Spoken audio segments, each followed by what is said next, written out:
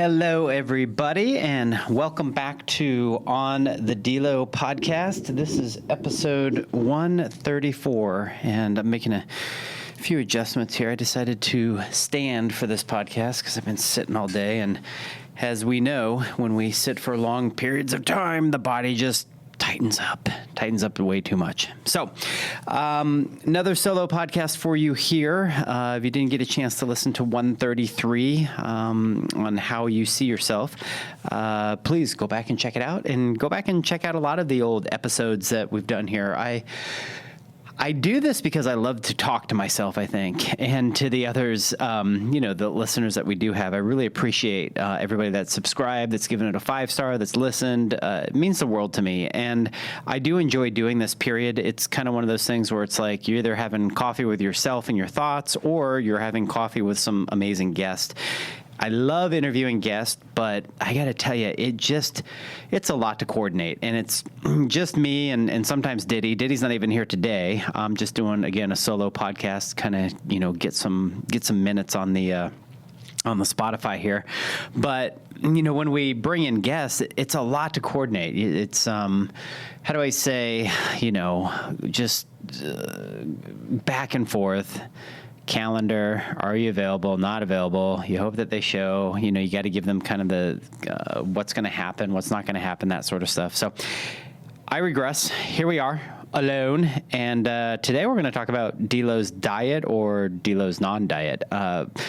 Believe it or not, I know I'm not like a fitness influencer or anything like that, but for a 50-year-old man, I get a lot of questions on what I eat, how I eat, and I want to go through the process of how my wife and I structure our days and what we do eat, and how it makes us feel, and why we do certain things the way that we do them, and maybe even like a brief history of what it was like as a child and growing up, and maybe why some of these habits had come into life or not into life. So before we get into that, I'm going to talk about a new book that I wrote, Reignite Your Spark. If you're looking at this on YouTube, here's the cover.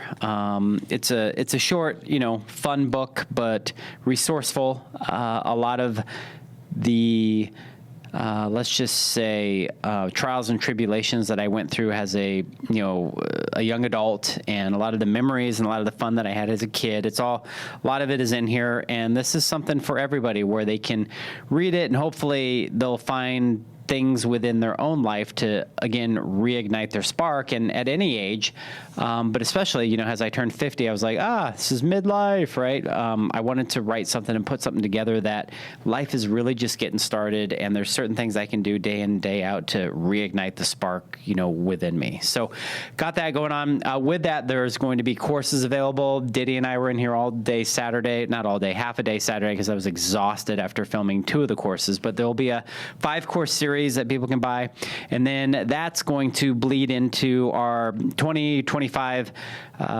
Built Different community. So yes, we did a mastermind this year. Mastermind went great. Had a lot of great people in it. Still have some great people, but we're going to do a community, and we're going to change it up a little bit. We're going to make this something that is bigger than everybody, but all together, it's a part of everybody. So what I mean by that is, the price point will be there. It'll be affordable. It'll be resources and assets and the availability to both Jeremy and I, through this community, to help people, build, grow their businesses, help them personally, bring them tools, assets, resources. And, if you guys see in show notes, or you reach out to me through the, the podcast or the YouTube, and you want to get on the waiting list, we're talking, if you get on early, about $79 a month is what we're looking at. And even after that, it's only about $99 a month to be part of this community, which I promise is going to give you so much value that for, what is it, $3 a day of that, for the coffee of what you're going to get, it's going to make you 100 times fold what you're going to be spending on it. So we're excited to have all that together. All right, let's dive into Delo's diet. I know, again, this is fascinating for people. So why are people so interested in other people's food choices? I'm going to tell you from my perspective, because I'm very interested in people's food choices, and it's probably one of the top rated things that I look at on YouTube or anywhere else. I if I see somebody that's completely shredded and I want to look like them, and that's my fascination, right? And I'm like, oh God, maybe if I eat what they eat or I do what they do, I can look like, they look. And what I have learned, and I continue to learn, is that it's just not the case. We're all different. We can all eat different things and look different ways. Some of us can be completely vegan. Some of us can be meat eaters. Some of us can, fast. I really am an advocate of every body is different. Everybody is different, and everybody needs what it needs in order to facilitate the correct fuel and mechanisms to both grow muscle and to stay lean and to do all those things. And because we're all different, that is a trial and error that we must take on ourselves. And I can tell you, I've been through so many trial and errors with my own. I was vegan for 2 years. I did go a whole route of eating a lot of fats and meats. And, for me, it just came out to balance. But before we get into me and now and the balance that I have, why don't we get into when I was a kid? So, again, these are things that I, kind of remember. As I'm taking notes for this podcast, I'm like, oh my goodness, that's right. So I was a rather healthy eater as a kid. My mom did not let me get away with too many food choices that were, let's just say, over the top, crazy, sugary or decadent or bad. It's not to say we didn't have treats. I mean, I certainly did. And I grew up with my stepdad, because he raised me since I was 2, and I grew up with him, and in the house, he would always obviously, want to buy some love with some food, right? And so, angel food cake.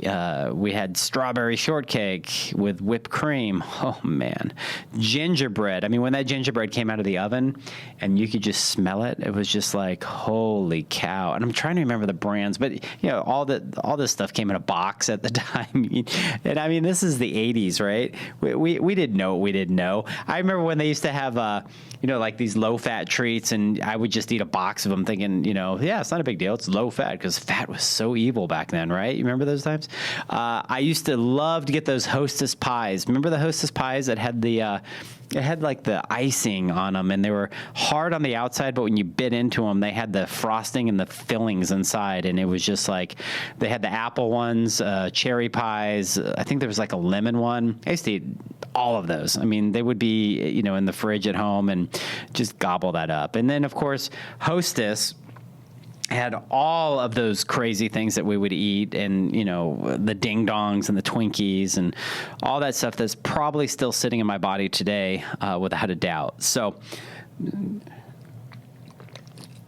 excuse me, I had to take a drink. So with all that, I mean, I did have treats, but my mom always made like a meat, a vegetable. There was a starch. Usually we had some sort of potato or rice. She still to this day, makes potatoes and rice for me when I go back and I have, the roast. I have her famous roast at the house, which I absolutely love. And, but the things I did not like that she had committed to in a life of misery as a kid was beets. Okay. Beets out of a can. I wanted to vomit.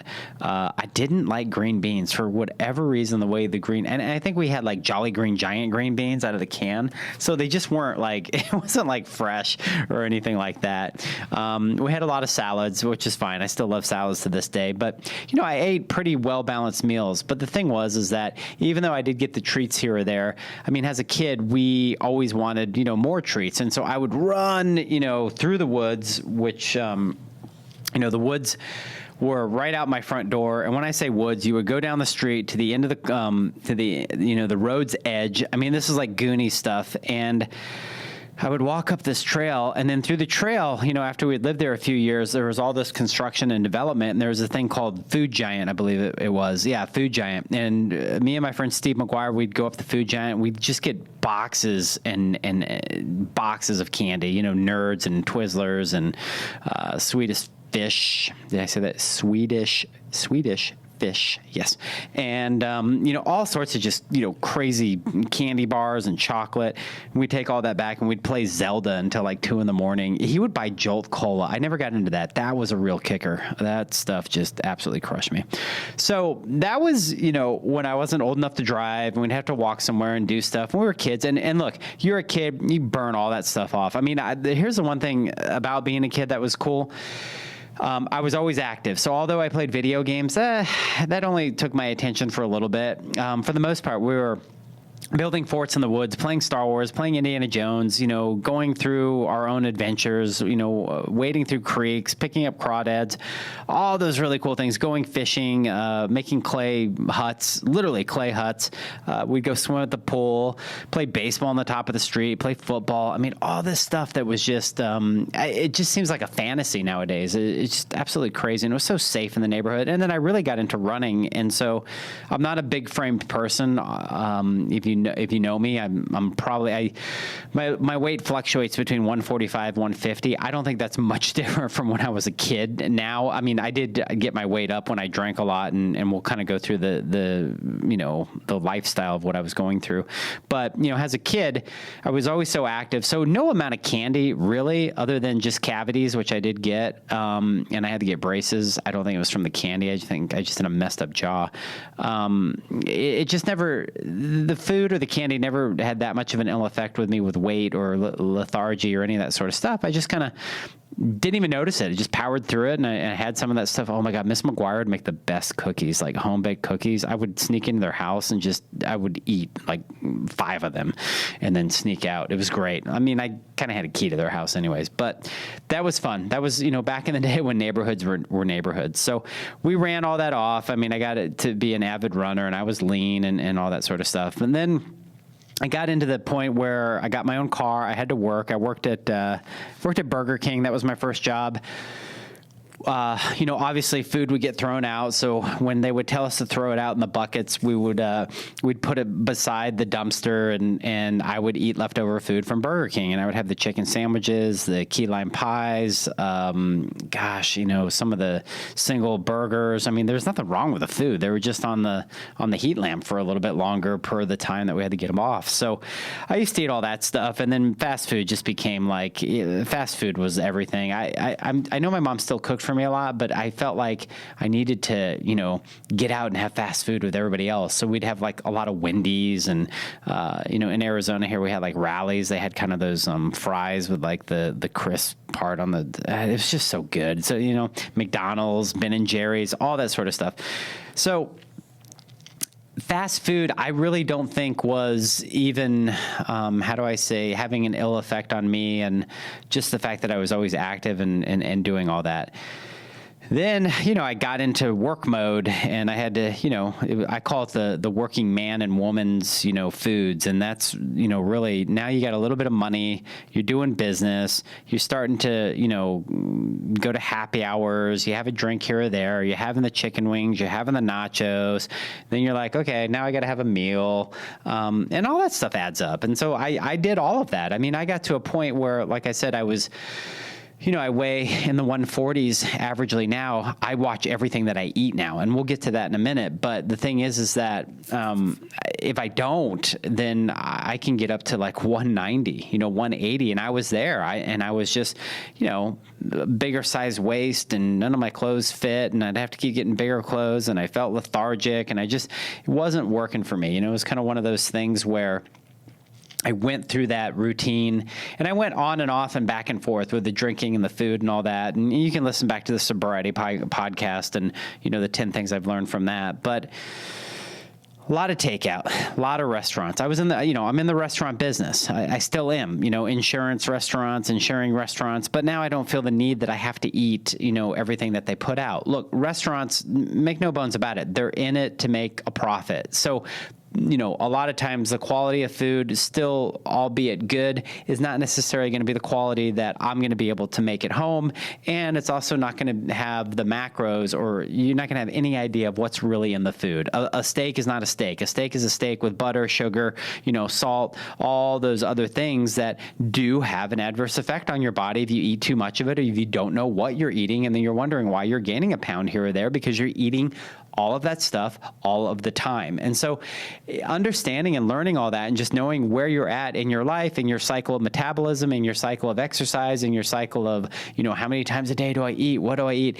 And for me, if I don't track it, I'm just done. If I don't know, I don't know what I have left, and I don't know what maybe I didn't, have put enough in. So, that was the thing back then for the building of business foods and doing all that. It was a lot of late night food as well. You go out to the bar, you drink, you go, just you'd eat a meal at Jack in a Box at midnight, have the tacos, get punched in the face. It wasn't good. And then you'd wake up and, for whatever reason, little hangover, big hangover, regardless, you'd still want something greasy. And mainly it'd be like McDonald's drive-thru and, Egg McMuffins and stuff like that. The sausage biscuits. Oh, they were so good. So during this time I got into, before I turned, in my 40s and cleaned up my act a little bit, during this time I did get into competition once where I did a bodybuilding show.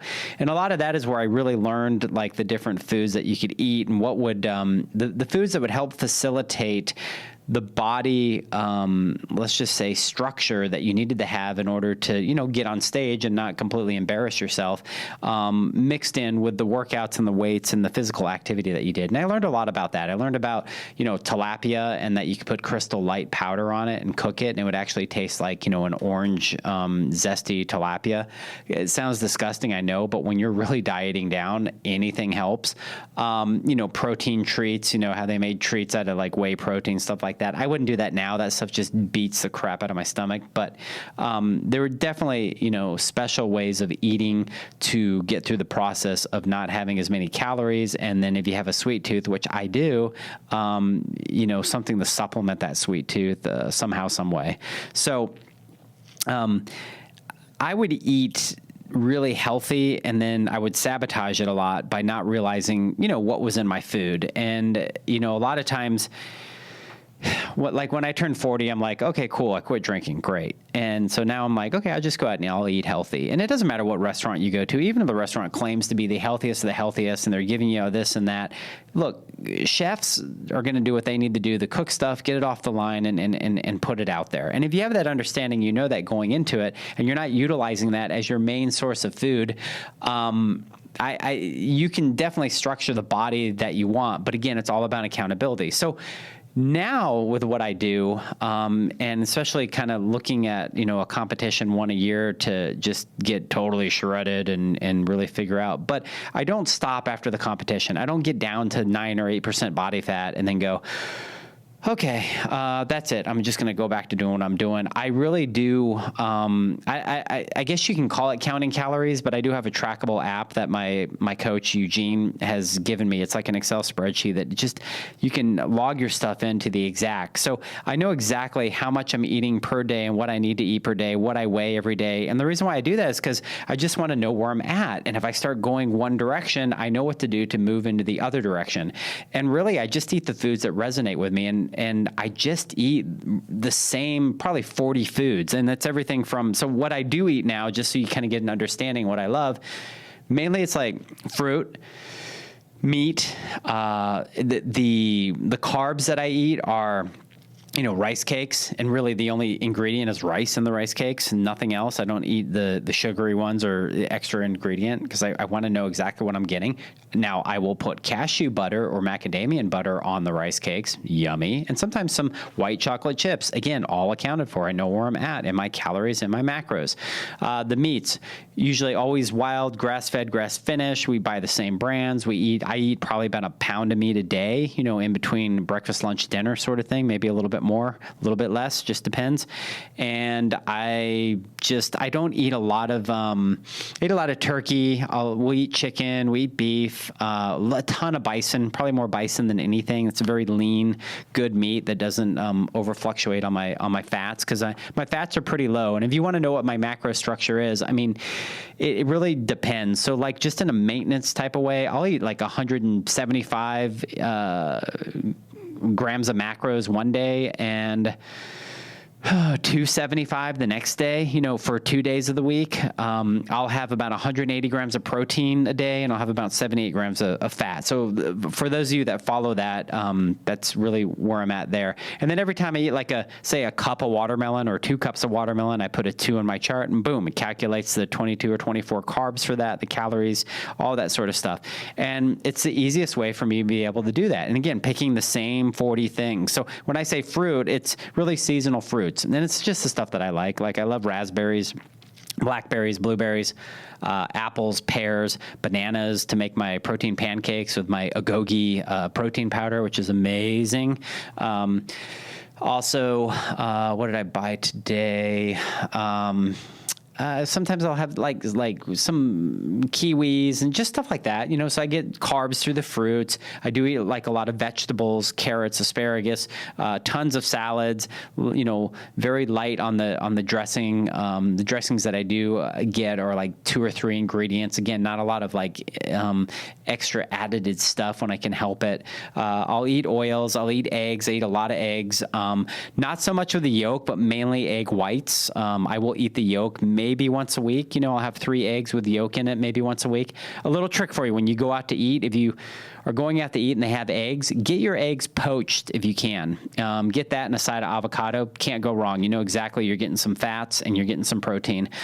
Poached eggs, they have to put them in boiling water, and they don't cook them in oil or butter or anything like that. So you're not getting any extra additive fats or stuff like that. That's a little secret, a little trick that I kind of pull when I go out to eat and I need to eat something to be social.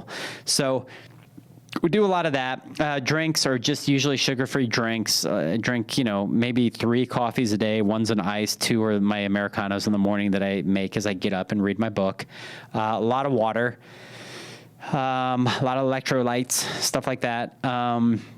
Really, my desserts are, again, cashew butter, macadamia butter on a rice cake. Not a big deal. I was kind of getting creative a little bit, and I may go back to it, like smashing a banana with some protein powder and some, a cup of oats, and making a little oat bar that I put in a freezer. It's kind of like a little, dessert. But again, it's 3 ingredients. It's protein powder, it's a banana, and it's a cup of oats. Not a big deal.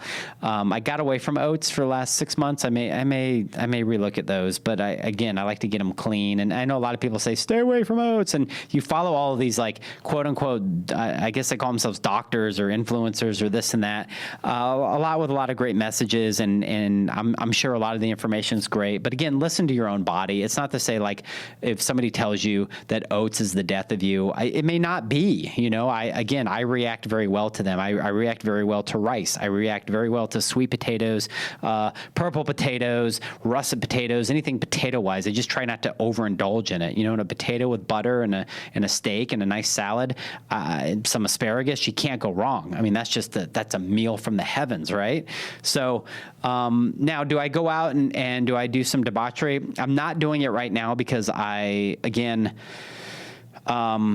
getting into competition mode, in October. And again, I'm competing with myself, right? I'm a 50-year-old man that's going to, get a spray tan and be half naked on stage. Nobody cares, but probably me and possibly my dad.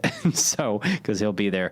But when I'm not doing that, I will go out, and there are times where, and I don't know if this is healthy or not, but it's what I enjoy to do. So I may go a week, probably max 2 weeks without eating out at all.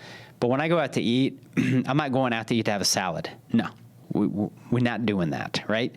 We're going to have tacos. We're going to have pie. We're going to have ice cream. We're going to have any and everything that I feel like I need to get a taste of, because I hadn't gotten a taste of it for a while. Pizza, oh boy, I'll eat a whole pizza, wings, any of that sort of stuff. And we're going to town, right?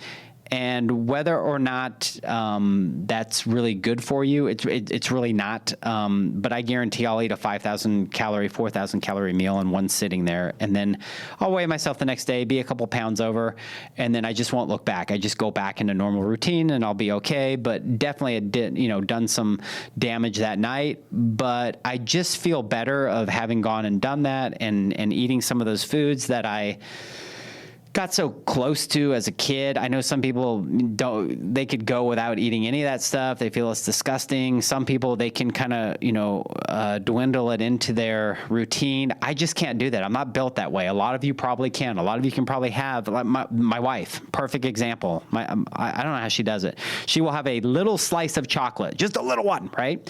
And that gives her the energy that she needs, and it satisfies her craving for the whole, day, night, whatever. And if I have like a little piece of chocolate like that, I literally am going to go. I just go down this Alice in Wonderland hole of like Willy Wonka. I need to have it all sort of craziness, and I can't stop. So I know where my limits are. It's kind of like drinking. One drink was not. It made no sense to me. Like, who the hell goes out and has one drink, right? Well, I'm sure a lot of you listening to this can do that, and it's probably easy and you're cool with it. It just wasn't for me. So I just kind of eliminated that altogether. Now, I don't want to eliminate sugars or sweets or any of those things that we say are so bad for us, and they are like just anything else when you do too much of it. But there is a decadent part of it that mentally, I think when I go do that once a week or, once every 2 weeks, it definitely satisfies kind of even the mental aspect of what I need to know. Okay, cool. I'm not missing out anymore. I got a little bit of that. It reverted me back to my childhood of feeling like a candy kid and having all that sort of stuff. And so that's good. Another thing that I think I'm guilty of, I know I'm guilty of, I got yelled at this for the other day, is not eating enough. So that's what, if you do go on a program and you realize like, okay, cool, I'm going to lose weight, I'm going to do that. Sometimes if you're burning a lot more than what you're putting in, then what you're putting in is going to be held on, and you're not going to look or feel and have that, progress that you think that you're going to have. And that's one thing that I'd noticed. So if I'm supposed to hit so many calories, but yet I'm doing a Metcon and I'm going for a walk with a dog and I'm always moving and standing and doing calisthenics, and if my burn rate for the week is this much, but I only ate this much, then my body's going to do something to, it's going to protect itself and say, dude, I'm going to hold on a little bit of this fat here because you're not eating enough. You're not giving me enough carbs or protein or these other things or even fats per se for me to utilize that for all the energy you're expending. So I've had to do a lot of adjusting to make sure that what my coach or what's on my macros, I'm actually eating that and partaking in, fueling the machine, as they say it, because I do love to be active, and that's definitely one thing at this age that I certainly have going for me. So I just try to stay consistent and just reliable with the ways that I'm eating. And I think at 50 now, I've really found I found a way that's, really helped me. And again, religiously tracking since this time last year, it was actually June. I can really say that I know exactly what I've weighed. I've tracked every meal that I've ate through the, meal tracking planner. And I know that I'm going to be at this weight, feel this well. I haven't had to buy, I've actually had to buy smaller clothes. I wear like an adult small, might as well be a kid small, in everything. It's crazy. And that's a good feeling for me to not have to, adjust or, pull my pants, like stretch them out or have elastic or any of that stuff. So a lot of you reach out, you ask me what I eat, you see all the stuff that I have. I do have like little, seasonings and spices and hot sauces and all sorts of stuff that I do as well. Don't get too elaborate with the shakes. It's like, literally like an avocado, 2 scoops of protein, some ice and water. That's it. It tastes like ice cream. It's really good.